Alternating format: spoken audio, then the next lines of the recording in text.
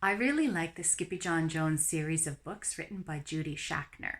In this story, Skippyjon Jones in mummy trouble. His mummy could either be his mother or it could be that creature wrapped in bandages. Let's find out what Skippyjon Jones is up to. Skippyjon Jones did his very best thinking outside the box. And this twisted his mama's whiskers tighter than a Texas tornado. "Hey, you, Mr. McPoo," said Mama Junebug Jones. "Just what do you think you're doing?" McPoo didn't say boo. He was too busy reading.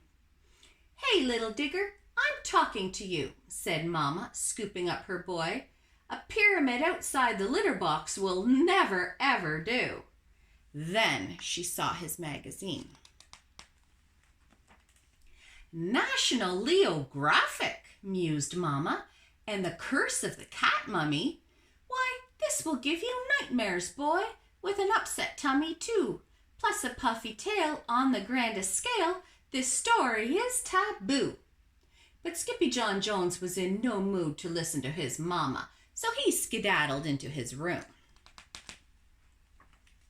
for a really good bounce on his big boy bed.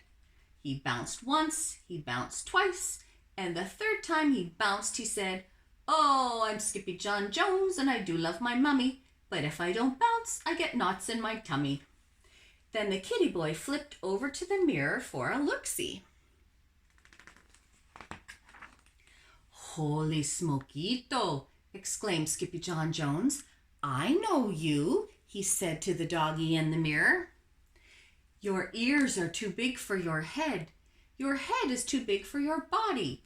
You are not a Siamese cat."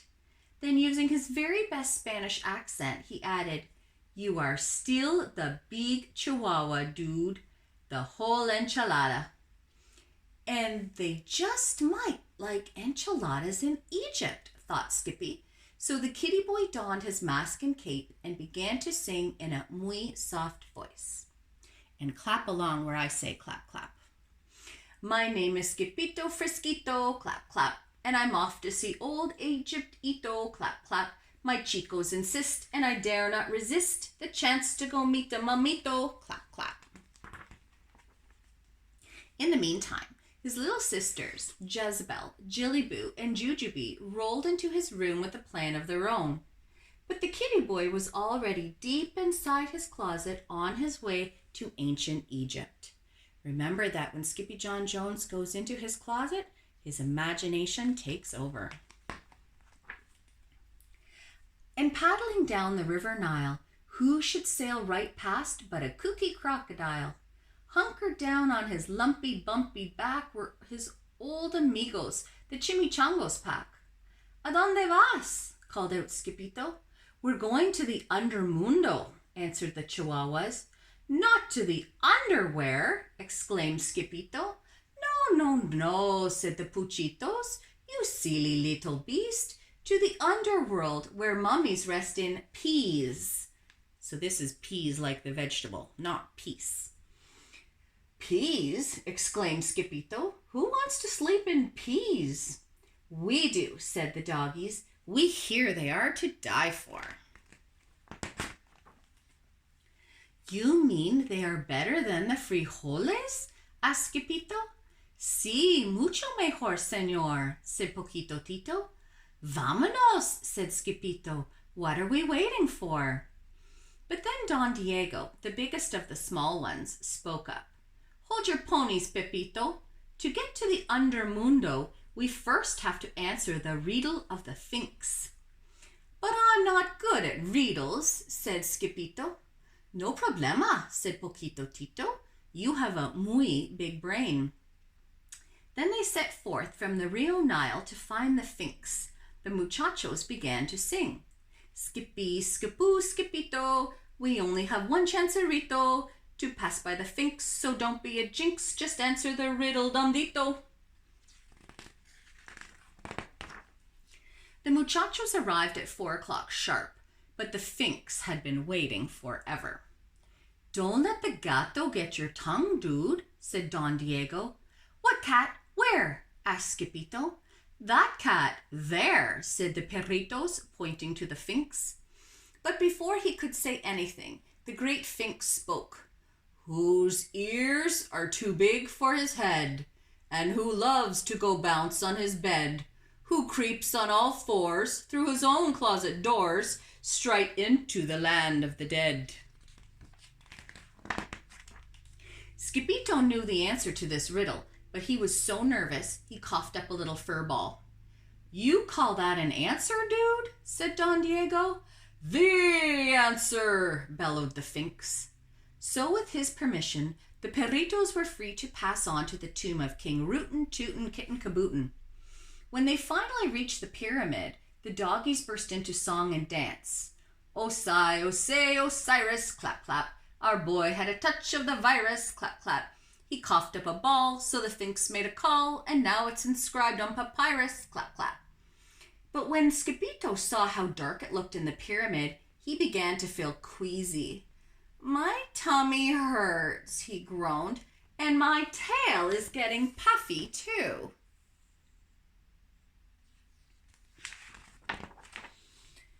But his chicos would not comfort him. They wanted their peas, por favor. Are you not El Skippito Fresquito, the great sword fighter? Asked Poquito Tito. Si, declared Skippyjon, that is me. Then do your duty, dog, commanded Don Diego. So Skippyjon drew in a deep breath and dove into the darkness of the musty old tomb, chanting, Peas, por favor, peas, por favor, peas, por favor. He rocketed through the vault like a fur-covered comet, until suddenly, smackito, Skippyjon hit a wall and knocked himself out cold. Soon after, 3 goddesses emerged from the shadows to prepare the kitty boy for his journey to the undermundo. First, we salt and pepper him, said Ba, the first goddess, and sprinkle him with lucky charms, said Da, the second one. Then we wrap him and roll him and bundle him tight, said Bing, the third goddess, and blow him a kiss and say nighty-night.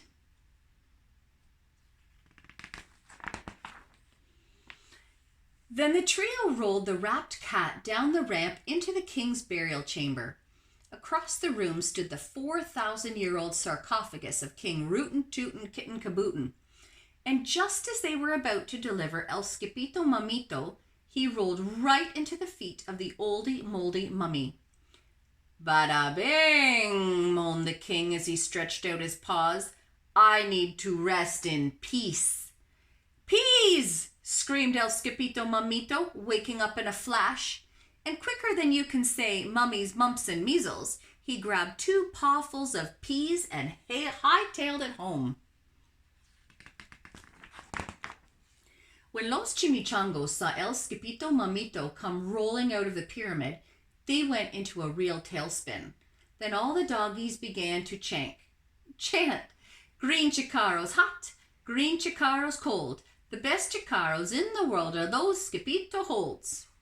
But El Skippito Mamito was too scared to slow down, so he chucked the peas at his chicos and kept right on running. Straight into the arms of his mummy. What's the matter, fuzzy bug? Asked Mama Junebug Jones. Skippyjon Jones looked back over his shoulder to see if the 3 spirits were still chasing him. Bada bing, he wailed, dropping the last of the peas. Then 3 giggling goddesses raced into the room after Skippyjon with their puppets and a roll of toilet paper.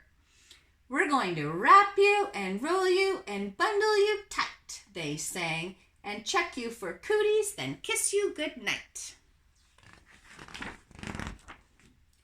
That night, Skippyjon Jones was bouncing on his big boy bed. No mummies in my closet, no mummies in my bed, no mummies in my bookcase, no mummies in my head. Just before he closed his eyes, the kitty boy checked his room one more time for mummies. The only one he saw was his own. I love you, Mummy, said Skippyjon Jones. I love you too, Bunny Boots, said Mama Junebug. Now go to sleep, por favor.